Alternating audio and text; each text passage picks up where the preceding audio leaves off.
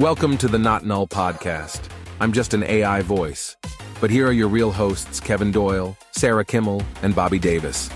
Hey everyone, and welcome to this week's episode of the Not Null Podcast, the tech podcast, where we talk about everything from AI breakthroughs to VR's new realities. We're glad you could join us this week to discuss how technology is reshaping our world.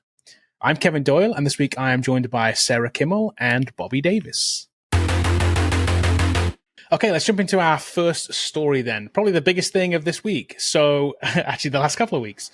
So we might not be the first to talk about this, but I think we all have opinions on this. So let's talk about the Apple versus America. I don't know, the DOJ versus Apple. I don't know what we want to call this, but back on Thursday, March 21st, the US Department of Justice filed a lawsuit against Apple, the largest company in the world. So kind of an interesting take here. They are accusing Apple of, and I quote, not making its own products better, but by using its power to make other products worse, which is an interesting quote. But according to their website here too, this is what it says. It says Apple's broad-based exclusionary conduct makes it harder for Americans to switch smartphones, undermines innovation for apps, products, and services, and imposes extraordinary costs on developers, businesses, and consumers. So this is accusing Apple of being a monopoly. This is an antitrust case. Saying that they are a monopoly in a certain segment of a market, which they've defined, which we'll talk about in a second. That market is basically, they're saying that it's US-based and performance smartphones is what they're calling it in the suit. Saying that they own 60% of that market, therefore they are a monopoly, and these antitrust things can kick into play for them. There's a whole bunch of different areas in this case. Have either of you read the whole thing? It's 88 pages. I know, but I really, really want to. Like, I'm the kind of person that digs into that kind of lawsuit stuff. So, and I haven't read it yet. Okay, here's the thing then, Sarah. It's 88 pages, and it actually reads quite well. It doesn't read like a normal lawsuit. It's not very like, you know how you read a lawsuit sometimes and they're very lawyery speak? Right. This is not very lawyery speak. Yes. Exactly. It's not like that. It's very much like, I think this is written for us to read. I genuinely think like this is not for the judge to read. This is for people to read like us who are talking about this. It's it starts off with like a narrative even. Like they have like a little story they tell. I've never seen that in a lawsuit before. I don't read a lot of these, but I've never seen that. It normally starts off with some legal jargon. I read a lot of lawsuits. Okay. Don't they usually start out with like legal junk? Yeah. I mean, there's definitely a format where it's got to talk about there is like a part of like a history. So like this is kind of part. And there is a history part after this part. This feels like a preface almost in a book. Like it's kind of weird. It's kind of weird. Yeah. But anyway, it's before the pre-credits story. Roll. Yeah. It is like that. Yes, it is like that. It's like a little bit of, it's not just history either. It's like, it's setting the scene almost. That's what it is. Right. That's why I say it's like a preface. It is like setting the scene for the rest of the complaint, which seems unusual, but there you go. So yeah, it is an interesting read. Anybody that hasn't read it, I highly suggest going to get it. It's super interesting. Lots in here that we're going to talk through. But I figured we just start. Let's talk about the kind of the 5 different areas that they've pinpointed as part of this. If we go back to their post here, they have kind of 5 main areas that they're looking at. And I think it's probably best if we just before we jump into each one of them. What's your just overall like take on this? You have just an overall big picture kind of view of this? Yeah, I mean, for me, you guys know how much I hate Apple, so like whatever. But I also hate government overreach. Like, so I'm in this weird like, middle ground where like I kind of hate it, but I kind of love it. But I do love parts of it because I do think, for me, backing up, you don't have to use an Apple product. Like, and so that's why I hate government overreach when I'm like, you have choice. You can use an Android or you can use an Apple. So enforcing like Apple to do something for the good of like the country, well, people can choose another way. So that's where I hate the government overreach. But where I do love it, and I think where the government like kind of is getting it right here, because I hated all like the EU stuff too, even though that like it makes things better. We have USB-C on iPhones and things like that because of the EU. I don't think the way they go about it is the right way. I'm like, I shouldn't have to it shouldn't be forcing companies to do something to the products that they make, right? But with this, like, especially, it all kind of really triggered with the Beeper stuff, right? So Beeper comes out with this app that basically has Android mimic an iPhone, right? And it's like reverse engineered. It looks like an iMessage to everybody. It works like flawlessly. And Apple shut that stuff down hard. And that's what I believe triggered all of this, because they're like, the way they went about it to like basically destroy this company for trying to make their product better, like really left a bad taste in my mouth. And like, that's not what a company should be doing. And so I like that part of it. And so that's my overall thing. Like, I love it and I hate it, but I think it is necessary. Okay, what do you think, Bobby? What's your overall kind of just big picture take? So big picture to me, I think that in an increasingly global world, the United States should be looking at more protectionism now, especially when China's going to close their markets off. Apple's probably going to get kicked out of China, or they're going to make it to where they can't sell their device or the iPhone or whatever in China. And I think that we need to look at what the good they've done in the marketplace. I don't think they have a monopoly whatsoever. I use a Samsung. Right. I think it's ridiculous. They think it's hard to switch. And I also think it's ridiculous that people aren't on the iPhone because they're afraid they can't move their contacts. They're on the iPhone because they like it. And for me, if I wanted an iPhone, I would go get one. And I think in the high end market, everyone that's paying $1,200 for a phone, I don't think that's a lock-in for them. I don't think that's why they're not switching. It's because, well, I paid so much for this phone. I don't think that's the case. I think they would switch if they wanted to. They just don't. And so one of the things that we mentioned, Kevin, was that the innovations that have come because Apple was really hard pressed on like, we're going to make it our way, and this is the way, this is our highway.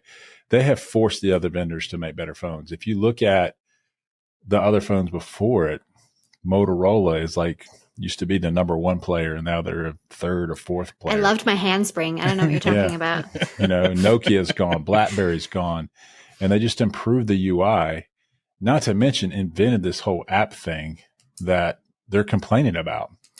Palm had apps. They did. Yeah, but not to the same. They didn't have a developer market. They didn't have Flappy Bird. Right, Flappy Bird, which seems like it's such a junk thing to talk about, because like Flappy Bird, Flappy Bird made the developer millions and millions of dollars. It made him so much money, he felt bad about it. Exactly. Yeah. Like, I just made this crazy little app, and I'm a millionaire now. So great. Yes. Yeah. So yes. I don't like government overreach, and especially when you read into this, and we can talk about the different things, but the biggest, most egregious thing is they split the market into a small little thing and say you have a monopoly in the high-end cell phone market.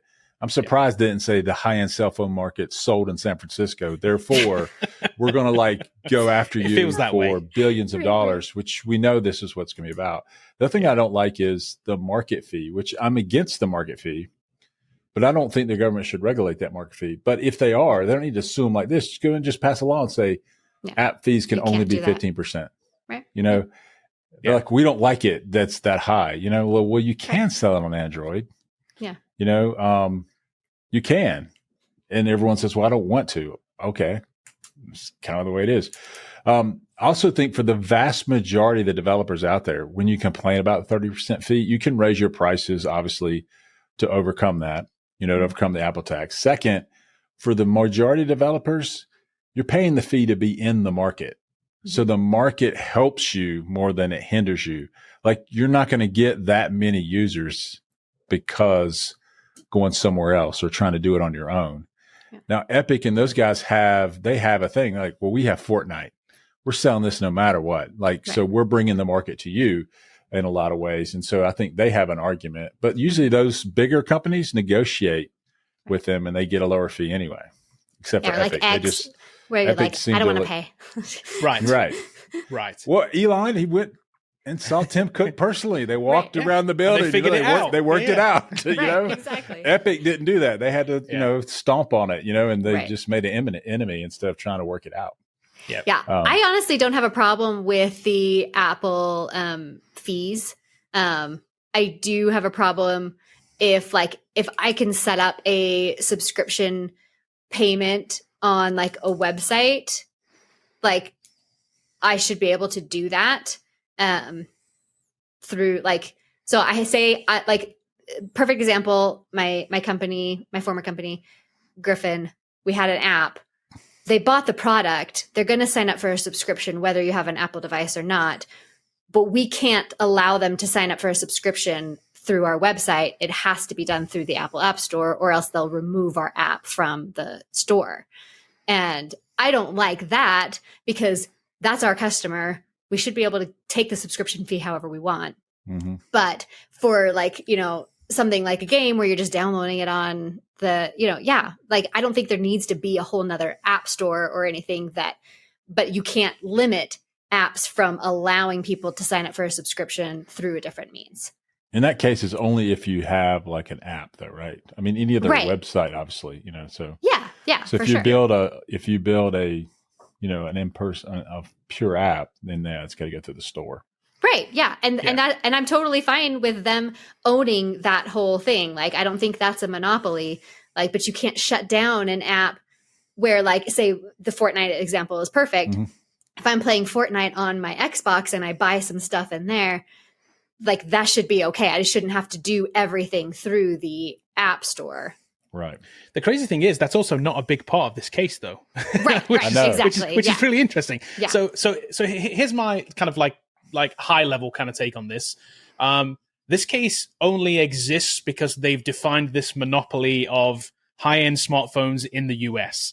Otherwise, in San Francisco. None of this stuff in San Francisco. Yeah. Otherwise, none of this stuff even matters. Right. If you're not a monopoly, none of this antitrust stuff kicks in. Yeah. So the first hurdle they're going to come across is, are they actually a monopoly in the high-end cell phone market in the US?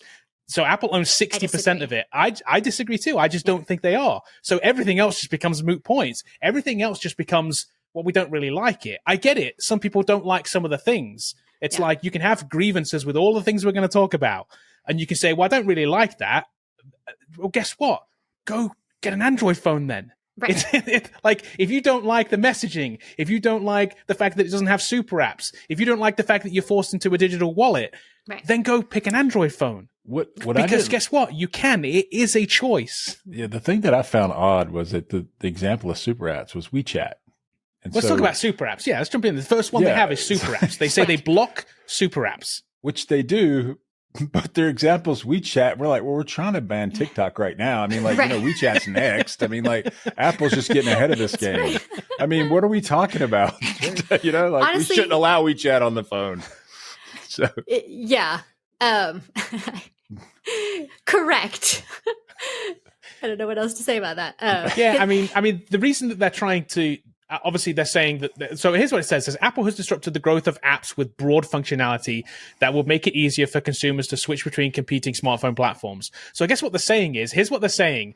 Apple, you haven't allowed an application with many other applications built into it that creates a walled garden so that people can move to another phone. But hold on. But guess what? That's also what you're suing us over.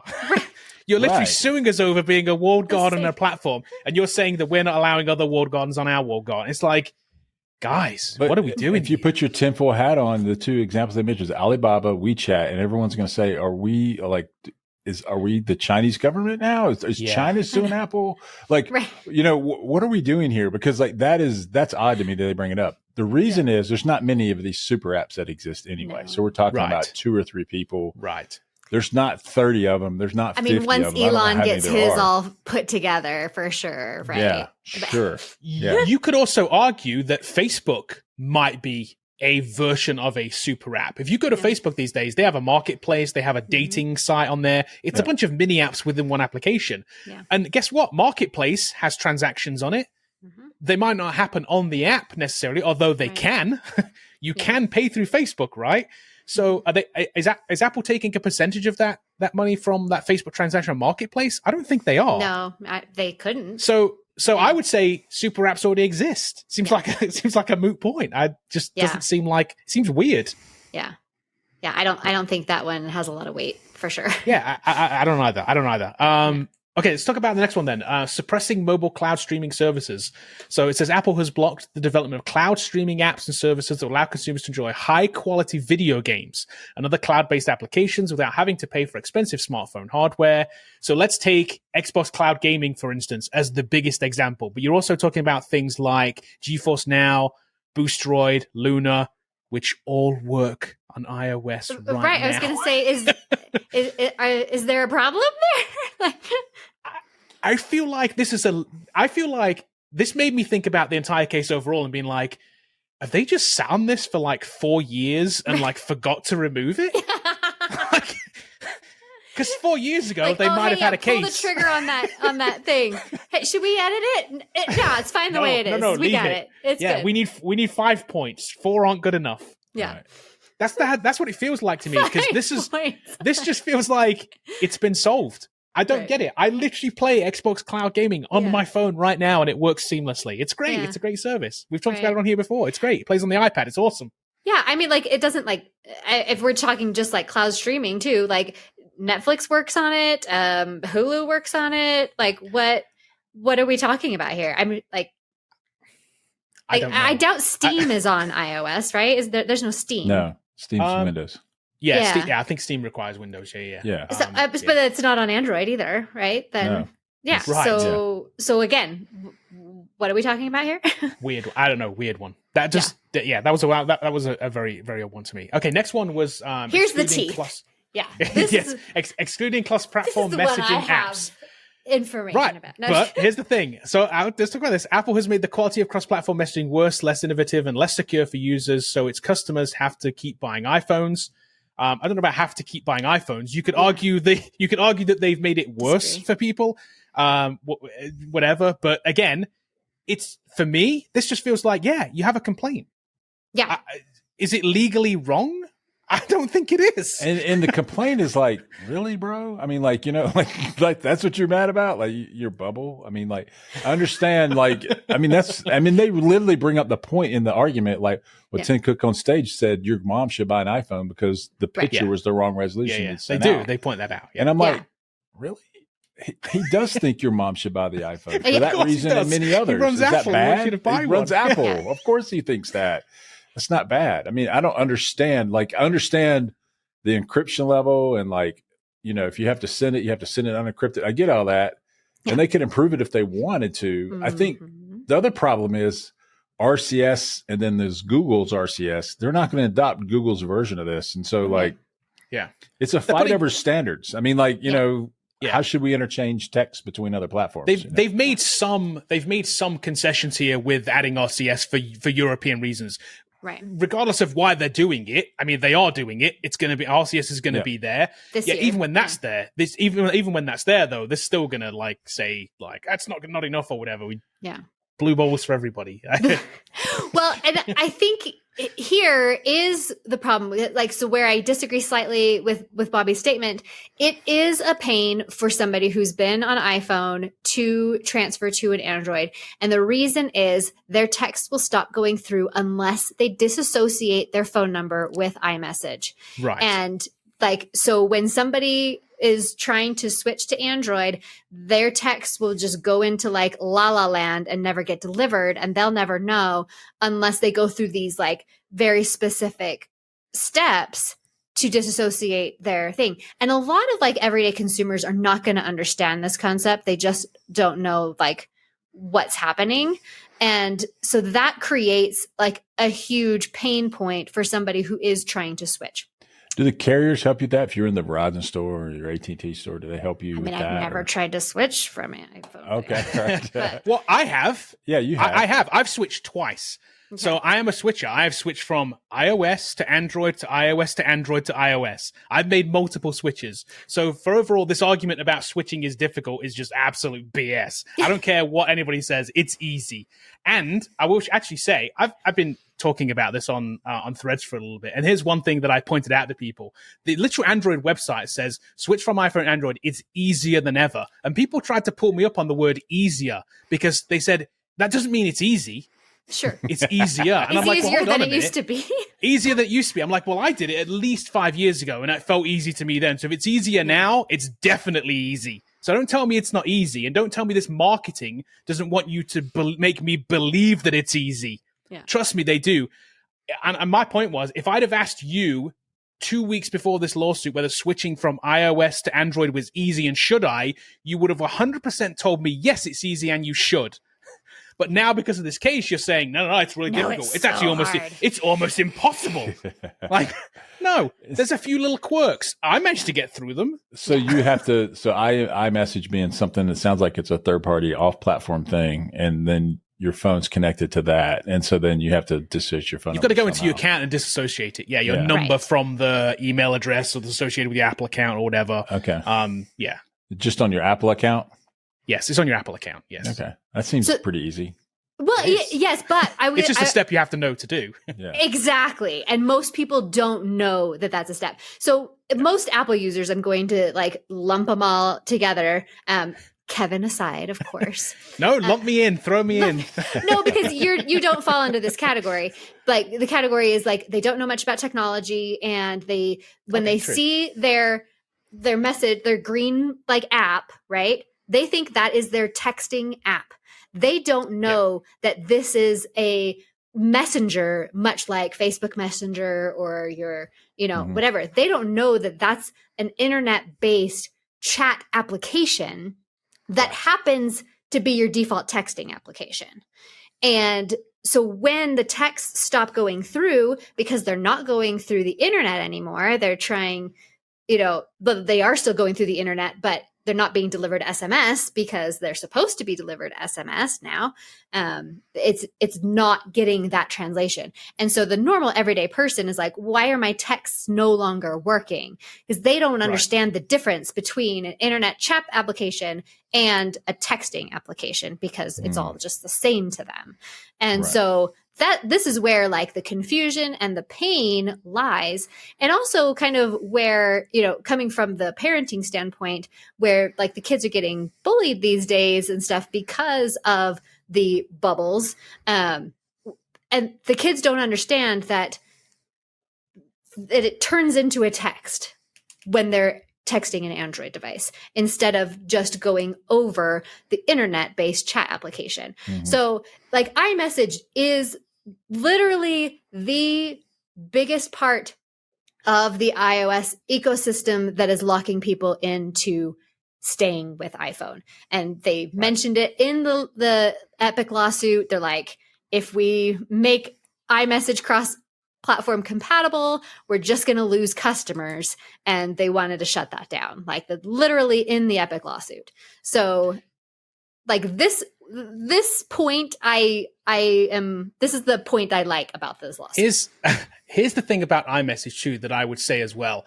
iMessage came about because of SMS messages. Yeah. Sure. SMS messages were had a cost associated with them, a carrier cost. Apple invented iMessage to be like, we don't think you should pay SMS to the carrier anymore. We want to we think you should have free messages. It wasn't.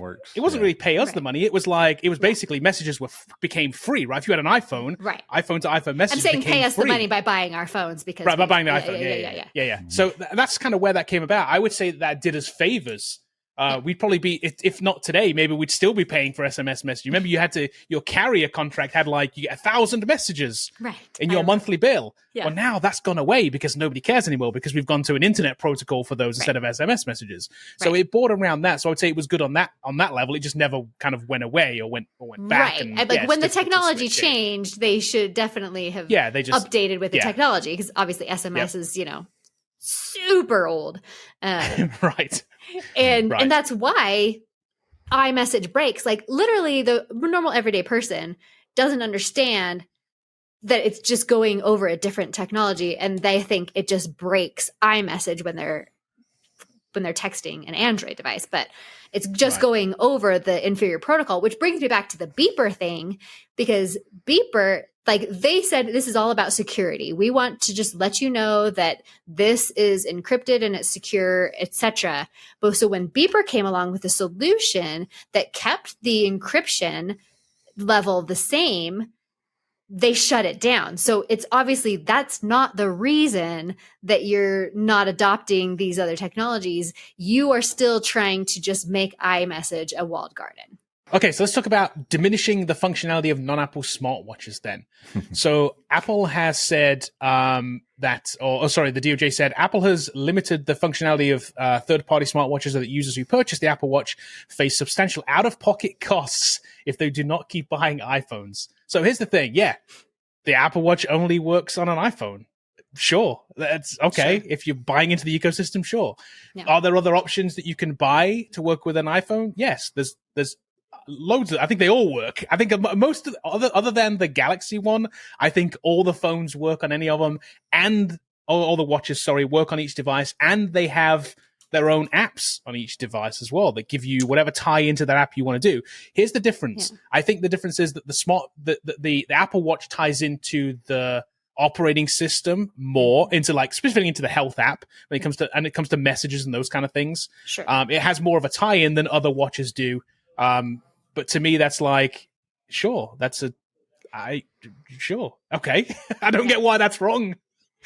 The biggest problem I see, when I was reading through this, is the fact that I can text back from my Garmin, right? Through but if I had an iPhone, I don't think I can reply to a text on my Garmin. Only if I have an iWatch, Apple Watch. Apple Watch. Yeah, I'm like, wait, what's that word again? Only if I have an Apple Watch can I actually reply to a text. So it's kind of limiting the functionality that I would have available if I was connected to a different operating system. Okay. So I can see that that could be a problem. I want to be able to choose my watch. I want it to have the same functions that I have if I had an Android device, but because I have an iPhone, it does not give me those same functions. And that's limiting somebody else's technology. The Samsung watch doesn't work either. So sure. I don't understand why they're not suing Samsung either. They got the same problem. No, because they haven't got all these 5 points, I guess. I don't know. What do you mean by that? It says it has a different OS on it, and it only works with Samsung, as I understand. That it only works with the Samsung device because they have their Google and then made a partnership to make the OS level to work. I haven't tried a Samsung watch with a Pixel or something, but I wonder if you can still text from the Samsung to a Pixel. I just don't know the answer to that. Know. Yeah. Yeah, I don't know either. Yeah, again, I use Garmin. It's cross-platform. I mean, maybe there's something there. I don't know, but I don't know if it's. I mean, sure, it's an inconvenience if you buy an Android-based phone and try and run it on an iPhone. I guess all the features aren't there. But is it illegal? I don't know. I guess that's the point of the case, right? I don't know. Right. It's choice. I mean, choice, any monopoly would be just about choice. If I want to choose the watch that I want it to be able to work with the phone that I want, Right. Okay, last one on the list. Let's talk about third-party digital wallets. So Apple has prevented third-party apps from offering tap-to-pay functionality and inhibiting the creation of cross-platform third-party digital wallets. So I guess this explicitly means using the NFC chip because you can use PayPal on there. Your bank uses Zelle. There's plenty of ways to pay on an iPhone that isn't through the Apple Wallet and isn't through Apple Pay. So I'm guessing they're explicitly they're talking about tap to pay here, even though they're not explicit in this description here, which is locked down. It has to go through the Apple Wallet because of security. It's a chip protocol, whatever. That just makes sense to me. Same way as on your Samsung phone, if you're using NFC. There's two options. So if I have my Samsung phone, I can use Samsung Pay or I can use Google Pay, and both would tap to pay. You both tap to pay? Okay, interesting. But is this a big deal, though? I only use Samsung Pay, so it's not a big deal to me.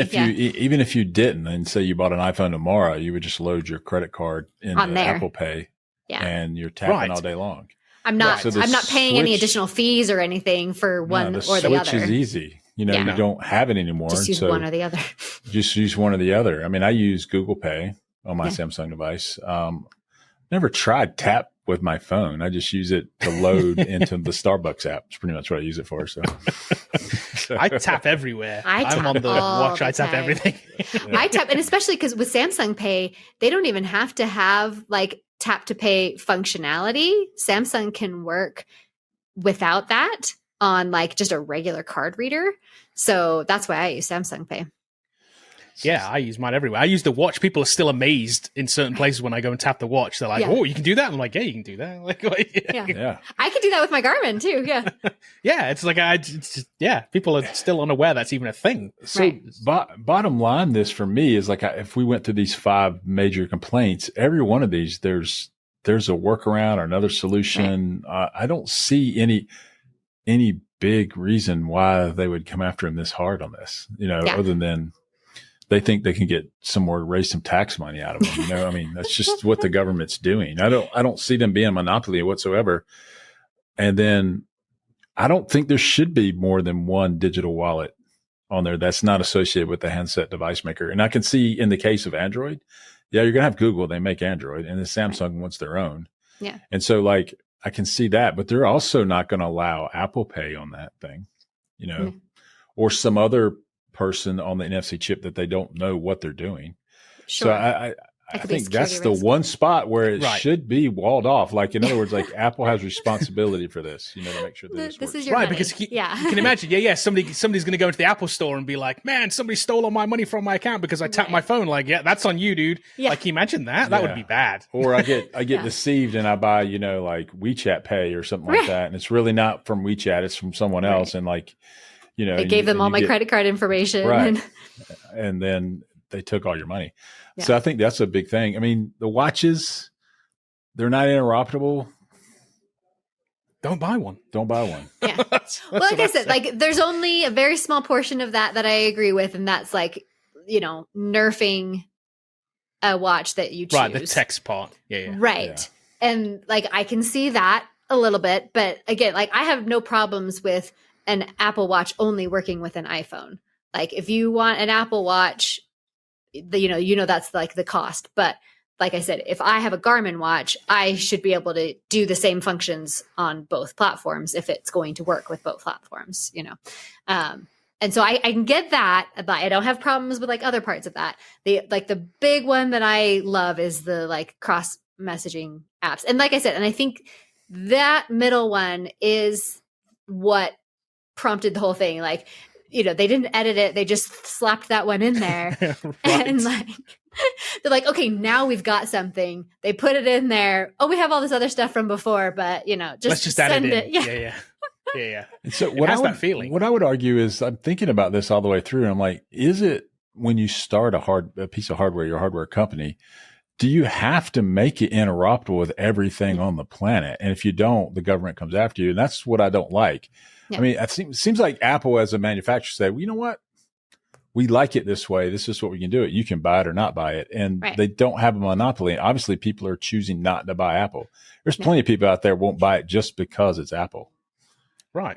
And for whatever reason that is, whether it's, whatever reason. And I think that this is why they're going to lose, I think. And then, what do I know? I'm not a lawyer, but like, it doesn't seem like in America that the government is on the right side of this one. Like they do have a right to make the phone work the way they want it to work.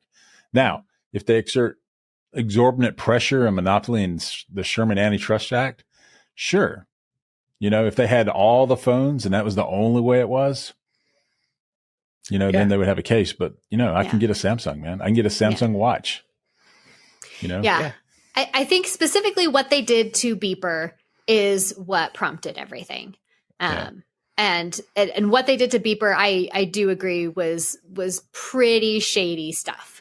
Yeah. So there's there are some weird things in this case too, by the way. You guys see the part about them blaming Apple for the fault of the downfall of the Fire phone and the Windows Phone failure in 2014? No. Yes, that's part of this case. That is in there. They're literally saying that they're anti-competitive and they managed to run away the Amazon Fire phone and the Windows Phone. There are lots of reasons those devices failed. Apple was not one of them, other than Apple made a way better device.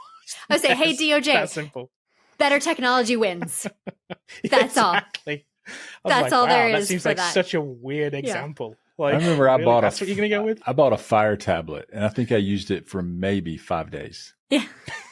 It's the My kids worst had a thing Fire ever. tablet. I mean, like, I'm okay with Fire tablets for kids, but like, yeah, I wouldn't want one for I mean, myself. like, that's like, hey, I I'm going want to go to. to this app store, and there's like 6 things in it. Oh, you all have your own app store. I thought it was an Android tablet. It's not a Right. Fire tablet. Yeah, no. Yeah. Okay.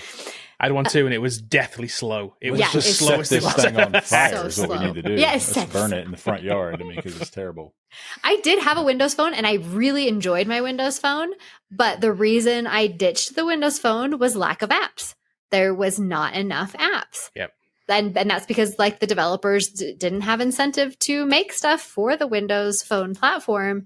And that's what's going to kill it. Like, you know, like I said, better technology wins. So if you don't have the technology there, you're going to lose no matter what else is out there.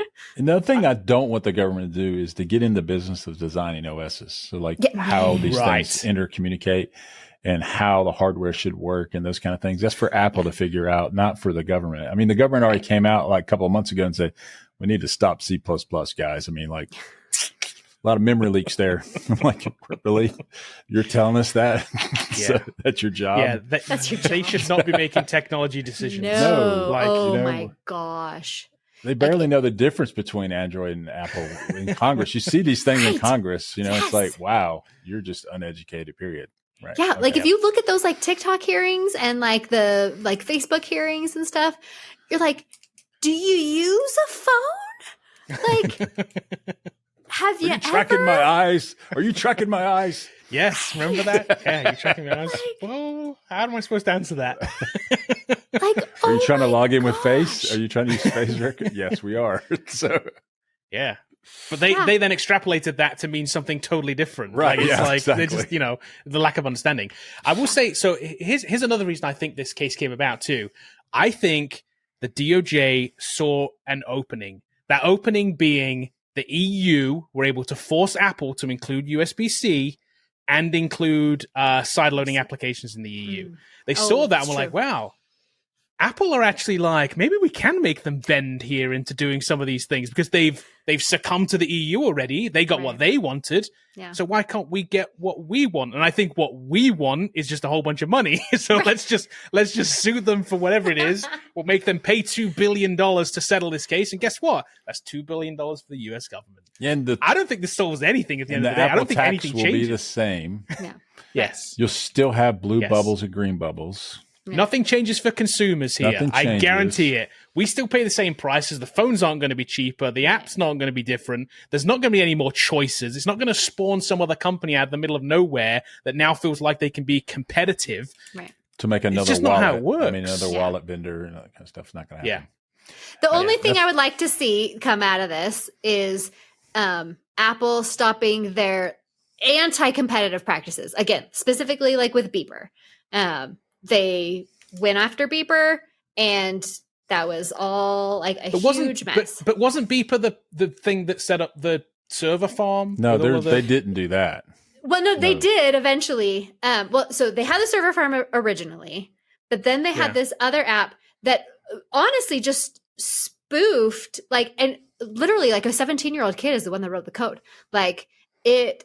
But I think that's part of the issue, right? That's the reason that they came back on it was like, well, it's kind of terms of service or whatever it is. They spoofed the thing. It's not. Sure, kind of like, but he like reverse engineered it so that it looked like an iPhone was talking to an iPhone. And Right. while So they developed a workaround hack. yeah, and then I Apple get shut it that. down. And Apple shut it down. Yeah, but the underlying technology and everything was sound. Like it is a competitor. It's using technology that they've got.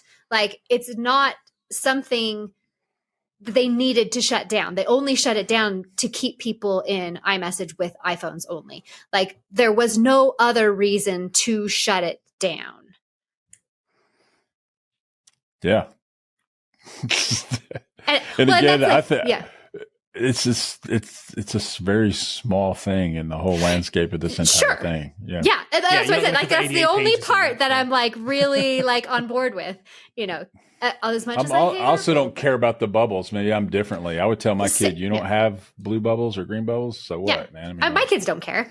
They my have kids Android devices. people are making fun of me. I'm like, well, yeah. And actually, I don't even think kids are making fun of my kids. Like they don't care. But I know that there are kids that do get made fun of, and there are parents who like will just buy their kid an iPhone, even though it's not Problem as safe solved. for them. Well, it's just not as safe for It's them. also crazy though. Yeah, Right. just because they want their kid to fit in. And I understand that. I mean, there's parents buying their, sixth grader a Stanley mug because they want them to fit in. Like, parents can be ridiculous, but like it doesn't solve the underlying problem that like kids are going to get made fun of for anything.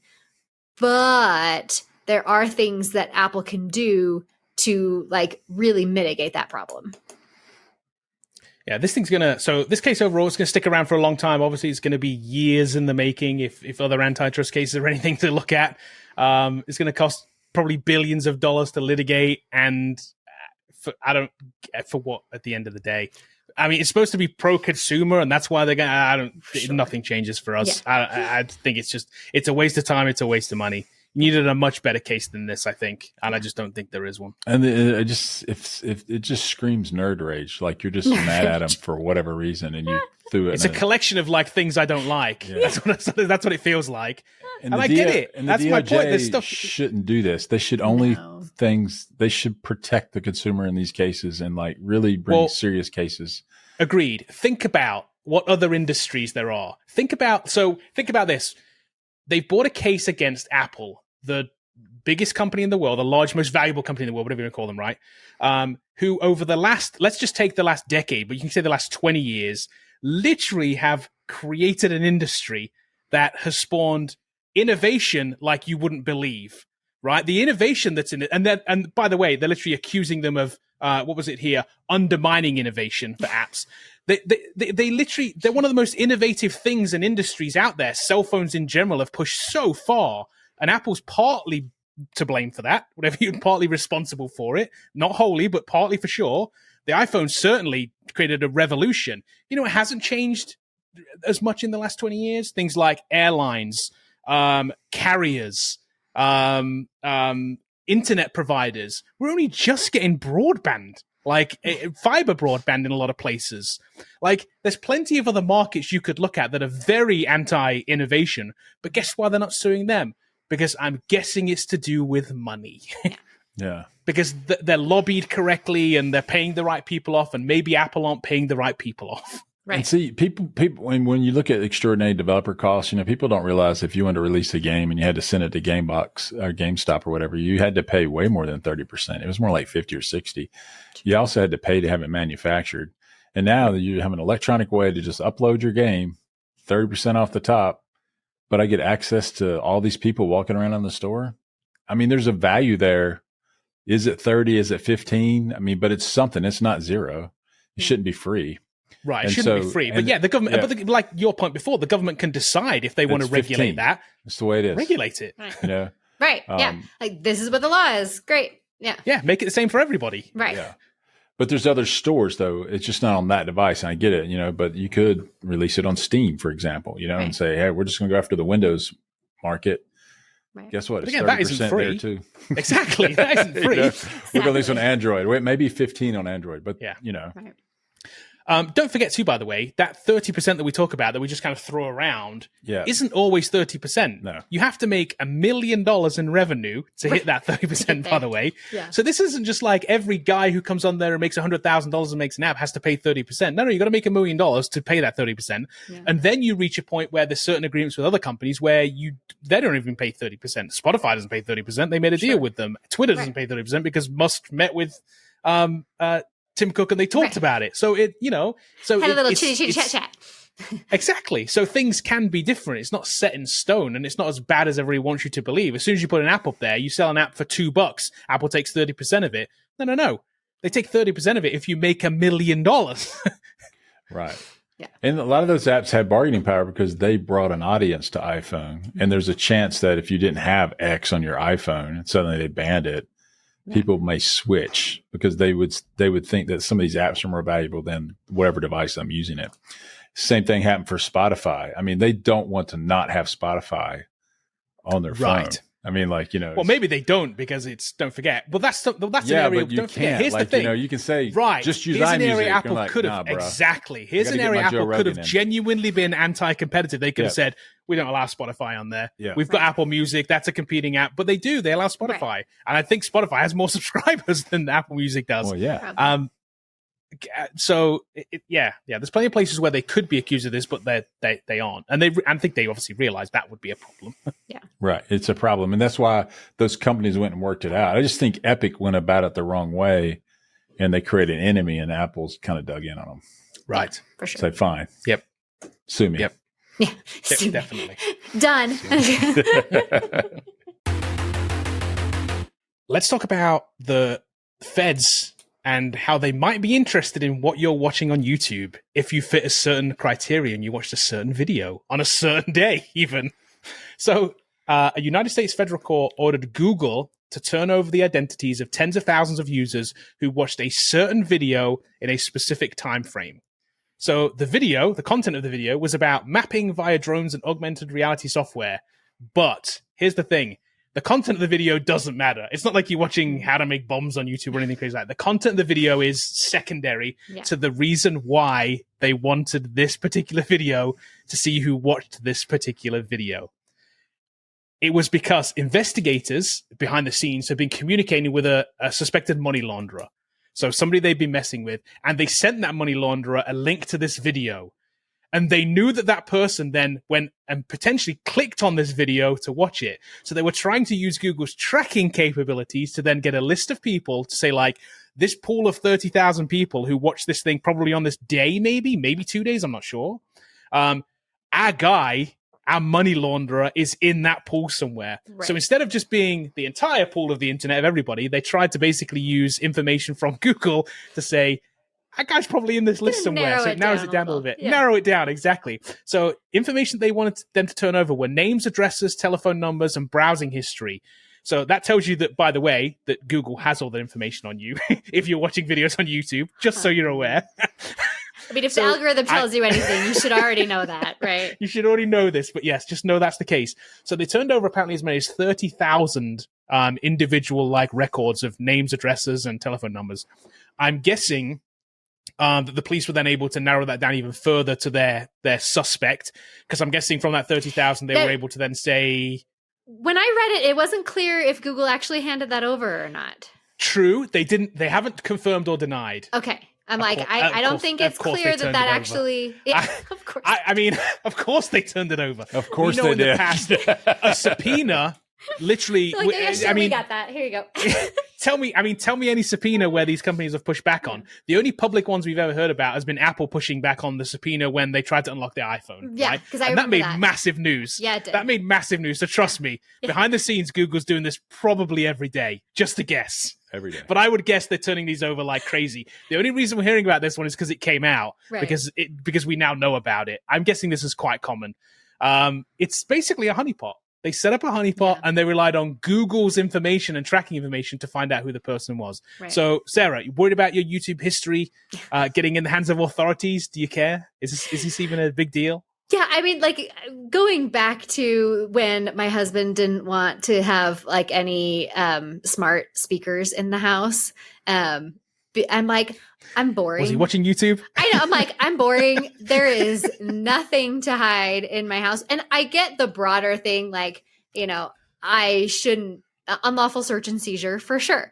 I have rights as a citizen, but if I am going to have this technology, I'm going to use this technology, then I am giving up some of my rights to use that technology. And I know that not everybody does.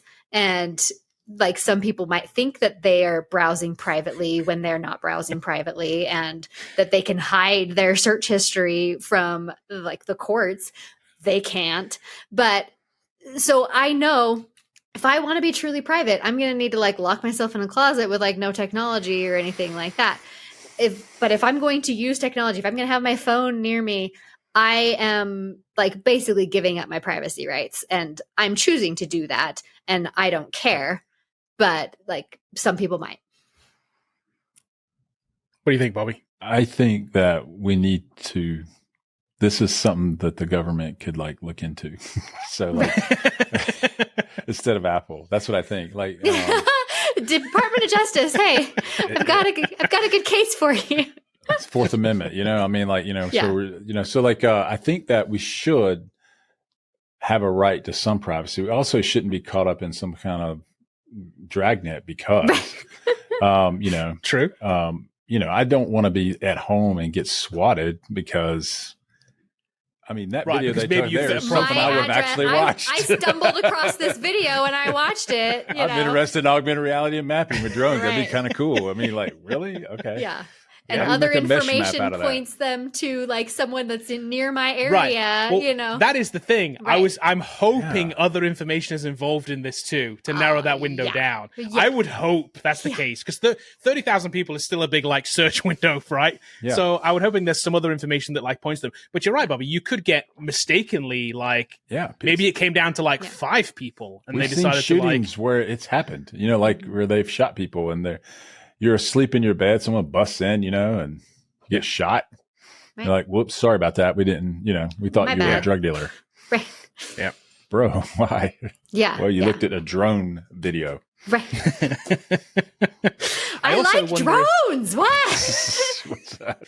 I also wonder if maybe if the person used a VPN, like it would have like Sure. gotten rid of all of this Hidden stuff, or that an stuff account that anyway. wasn't registered to them. I mean, a couple of steps here, and the person would have been hidden. So I just wonder if, maybe did they even catch this person? We'll never know. So- We'll never know whether it's actually worked or not. That's an interesting point because I did a lot I was actually reading about VPNs this week and about the different classes of VPNs, and some of them are RAM only VPNs. So like ExpressVPN. No, we're not sponsored. I'm not going to like tell you why you should use Nord or ExpressVPN, but there's been some other ones with Nord specifically and other companies that do keep their records. Mm-hmm. And what people don't understand about a VPN, if you log in through a VPN, the VPN can see all your traffic. Right. It's just another point. And Exactly. Yeah, exactly. Yeah. And if they're recording it or storing it, then the government could come there and go, tell us who this user is, who it is, because you're not necessarily private. 100%.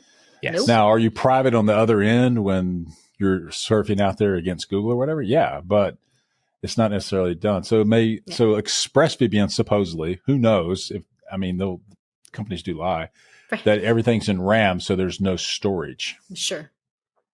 How long does Right. it stay in RAM?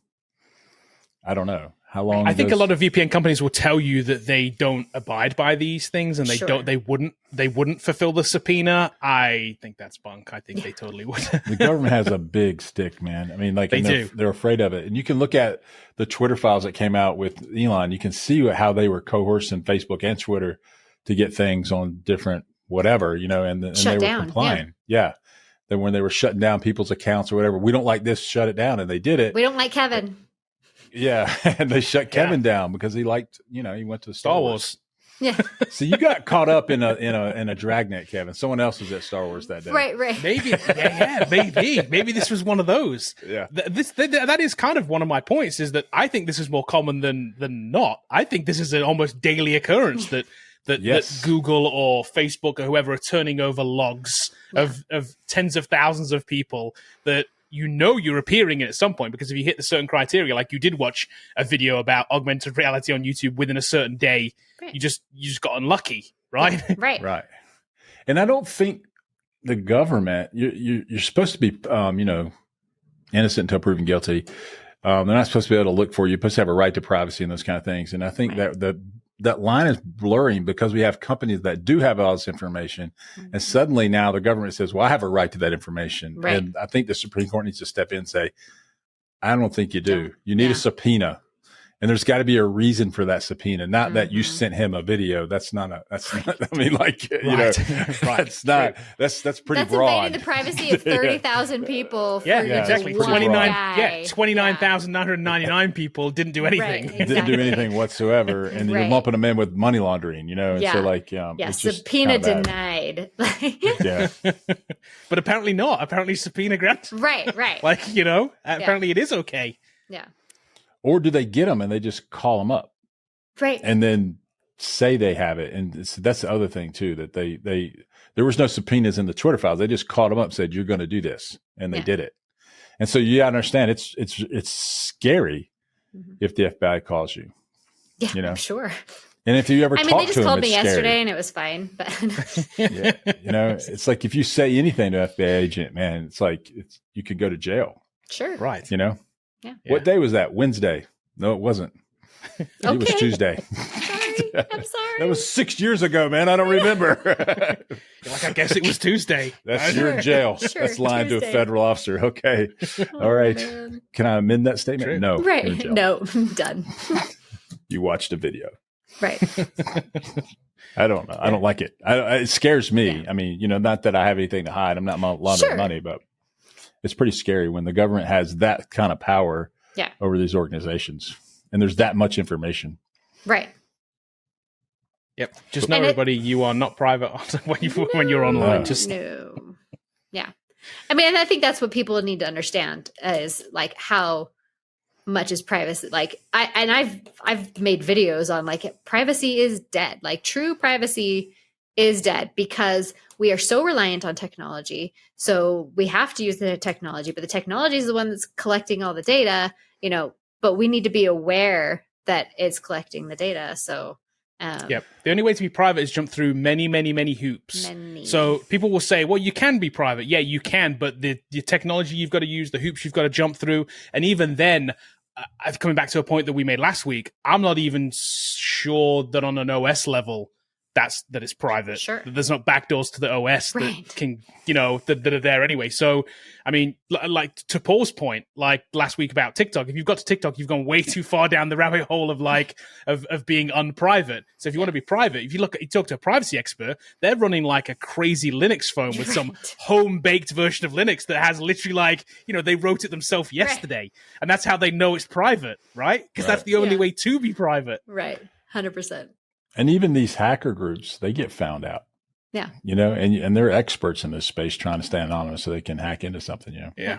Well, and even in those situations too, Linux, whatever, you're still going over a network. So that network would have that information too. Like the traffic is still happening, whether it's encrypted or not, or whatever, could be determined. But, you can decrypt that stuff. It would be hard, but, not The impossible. thing too, I would say for my just a PSA announcement, when you're looking at VPNs, the free ones, don't do that. Don't do Please that. pay for your VPN. So not only can they record all your information, they do, and then they sell it, and they turn around and sell it. It's not about speed. It's exactly the opposite of what you think. I'm going to be private. No, you're not. You're being very public. You're opening every window in the house and the doors. Right. Yelling outside, Right. Here I am. So you're doing all that. So the ones you pay for, ExpressVPN, have RAM versions of this supposedly, and it goes away. So your history is truly private. So just, especially if some of them are just spyware, they're not VPNs, they're just 100%. spyware. Yeah. And this is the ones the kids are installing for sure. Right. It's just right, because they think they're getting around whatever parental controls, right? Yes. Yeah. 100%. You're just handing your mom's credit card to everybody is what you're doing. Right. Exactly. Okay, let's move on to our recommendation section and our knows and not knows. What you got this week, Bobby? My not know this week is going to be the DOJ. Love it. Okay. Enough said. I think we've talked about that enough. Just like, Nice one. I think we it. could probably make that all of our deal. Right. All of our. That's my Not no. null. Not null. Probably going to get investigated tomorrow now. That's funny. Yeah, obviously. They're That's going to great. get your YouTube browsing history. Okay, what you got this week, Sarah? So I've been on the hunt for a new podcast app because Google Podcast is going away and whatever. And I'm still angry about it, but I think I've landed on one. It's called Pocket Casts. I am familiar. Yeah, and that's the one I'm going with. So I like it. It's a clean interface. Like some of the other ones I've tried were just so messy. This one's nice and clean. I've got a nice list of the newest episodes of the Not Null podcast and all sorts of fun stuff. So I think I've landed on Pocket Casts. I like And it. it It's a works on popular an one. It's iPhone, cross-platform Kevin. too. Yeah. Works on And an it works on iPhone. an iPhone. I know it's cross-platform. Yeah, it does. Yeah. It's cross-platform. Yeah, Take I'm that, familiar with it. DOJ. Yeah, take that, DOJ. Oh, that's awesome. My one this week is a throwback to something from last week, and it is the Suno AI music creation app. We didn't explicitly talk about it last week in terms of like I made the song, The whatever. technology, but yeah. the technology is very, very, very cool. And they just released a version 3 after we did the original song, by the way. Nice. So they have a version 3 now. So here's what I'm doing with this. This is kind of funny. What I'm going to do is I'm going to create a weekly song for us for the Not Know. Perfect. Our outro every week is going to be a new theme song every week. So after this, you're going to hear an AI generated song about, I'm probably going to make it about the Apple DOJ case. Perfect. Because Great. why not? Yeah. So here's what else I'm doing. I thought, wouldn't it be interesting to have news articles in song form? Yeah. So I created an account. It is called News in Song. It is on Threads and it is on X or Twitter, whatever you want to call it. Yeah. And I take a news story every single day and I generate a song based on that news story. So I have AI create the lyrics and I post the link to the news story and I generate up to a 2-minute song about each of these stories. And it's fun. It's just fun to make, and I'm going to just keep posting on here every day. I love it. Even if no one follows it. I need to follow it, yeah. It's just fun to do. What was the line? What was the line about the donut story with the, Oh, I asked for Krispy Kreme. one of the stories. Yeah. One of the stories was about Krispy Kreme partnering with McDonald's, so you can buy a Krispy Kreme at McDonald's now. I thought that's an interesting story, and because they make a fun song, and Donuts and Coffee was the song, and one of the lines was hysterically funny. It had such a great line in it. It had what was the line here? It Golden said, arches with McDonald's golden arches now with a glazed twist. I love it. Oh, that's I was like, so it's great. so good. It makes such good lyrics. Yeah. So I'm having fun with this. I'm definitely going to subscribe to this. I'm going to be paying for this service because it's just too good not to. It's fun. Yeah. That's suno.ai. You can go make music there and have fun with it. Well, that's it for this week's episode of the Not Know Podcast. A couple of things I can ask you to do. Please let a friend know about the podcast. You could leave us a rating and review somewhere, wherever you listen to your podcasts. You could also drop us an email. Where can they drop us an email to, Sarah? The Not Know Podcast at AOL.com. That is correct. We are still at AOL.com. We will never be changing that. And we'll see everybody next week.